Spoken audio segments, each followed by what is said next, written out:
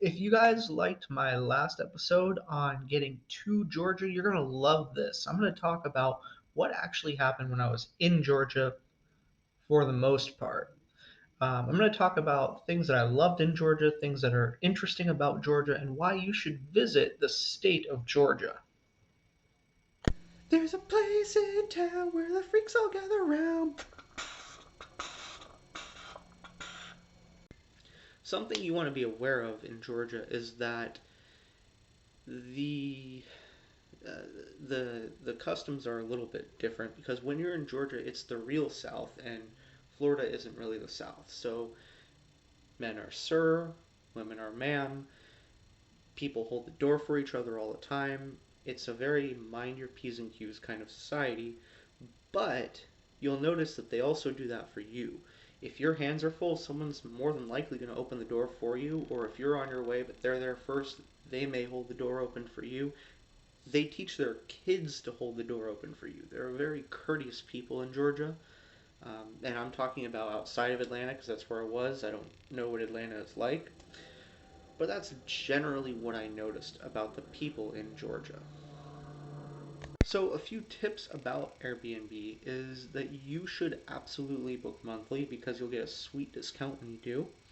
Um, where I booked that month, and I knew to book monthly by this point, um, it had everything I needed. The bathroom was fully stocked, the bed was super comfy. The host even provided a desk where I could sit and work, which isn't normal, but it was very nice. I was very happy with that.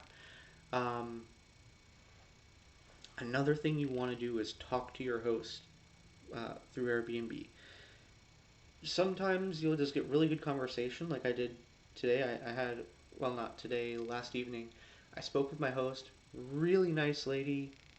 Some interesting stories. It was cool, and just fun chit chat. When you're booking Airbnb, you have an opportunity to meet people, and if you're a little bit introverted like me, that's a really good thing, even though you might not realize it at first. So it was a good year before, I saw the value in just chatting with my host and having a good time. Now, for my host's privacy, I'm not going to tell you his name um, or really any defining features about him. I had a great experience there, but I think he may want his privacy for reasons. I'm going to go ahead and leave that out. But the things he knew about Savannah and someone else who was there, what they knew about Savannah was very helpful. They knew of good bars, good restaurants, good places to go sightseeing. They even took me to the speakeasy, which was really nice of them. They did not have to do that. I had a safe place where I could go and drink because I have quite a few rules for drinking.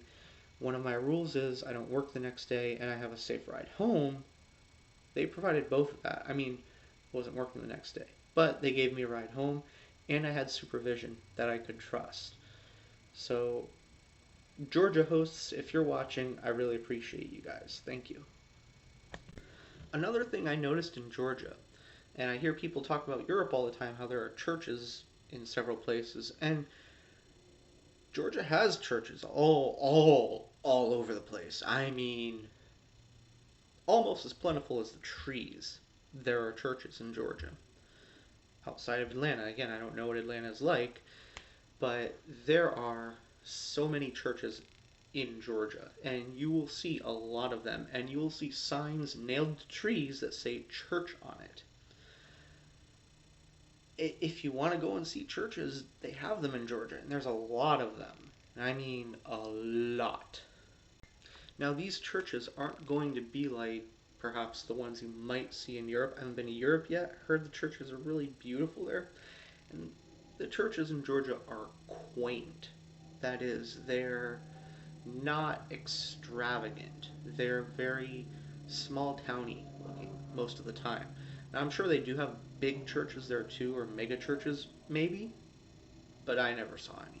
So, speaking of history regarding the churches, um, there are a lot of historical places in Georgia that you may want to visit, and It's really nice.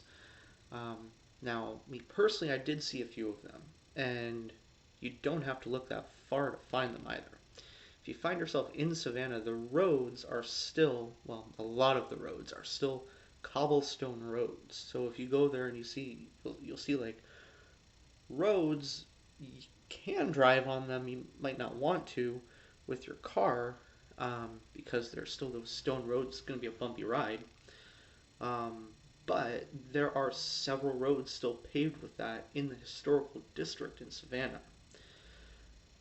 Um, they have, as I mentioned earlier, the churches. They also have historical buildings, a lot of houses that are very historical, especially in downtown Savannah. But it's going to be crowded, and they have monuments there too that you should definitely see. It's very interesting.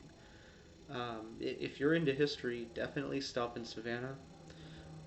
But that's not the only place where you find historical buildings and all that. When I was in Guyton, downtown Guyton had a lot of historical buildings there too that you can check out. And you just follow the back roads for a little bit, and it's right there. Very interesting. I highly recommend you check out whatever town you stay in Georgia. Now, Georgia also has another kind of historic building. Um, some of you might not know what this is, but Georgia has speakeasies. There's a place in town where the freaks all gather around. Now, in U.S. history, there was a time, believe it or not, where it was illegal to drink alcohol, or more specifically, to sell alcohol. The religious community really didn't like it. They banned it, and a few other communities chimed in and lobbied to ban alcohol also. And people like to drink, so they found ways around it that were totally illegal. They would do things called like moonshining and bootlegging, which involve the illegal production and transportation of alcohol. Nowadays, bootlegging just means that you go into a movie theater and you film it, which you should not do. It's illegal. But that's how it's used today.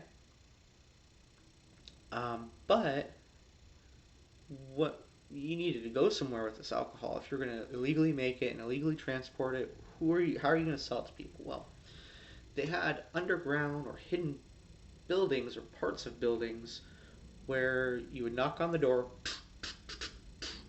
and you would say the password. And the person behind the door would open up a little slot, listen to the password, and he'd know to let you in. And they still have that. It's not illegal now, but it's a recreation of the speakeasies in Georgia. So you can actually go to one of these speakeasies and see what it was like. Now, if you do that, be aware that there are subcultures in Georgia that use speakeasies to meet up. So if you do go with a friend. It's far from dangerous. It's very safe, very fun, very interesting. But go with a friend because there is alcohol there, and that's probably why you're there. So you shouldn't go alone and drink anywhere, but that is also available. So as I said earlier, I did get to see my sister again.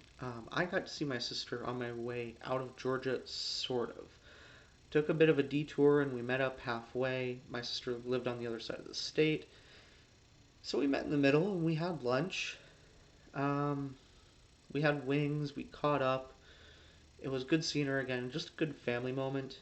And we did some chit chatting, made some jokes, had some laughs, some family gossip. It was good seeing my sister again. I was very happy to see her, and I still talk to her from time to time. I miss her. But I did get to see her again on my way out of Georgia. So that's everything that happened in Georgia. That's everything that happened once I arrived and things that more or less happened on my way out. I hope you guys enjoyed the talk that we had. Um, if you like this kind of content, if you like the stories that I tell, go ahead and click subscribe. And if you're trying to learn English or improve your English, you can join my ESL classes through the link in the description. I can't wait to see you all again. Thanks for coming by.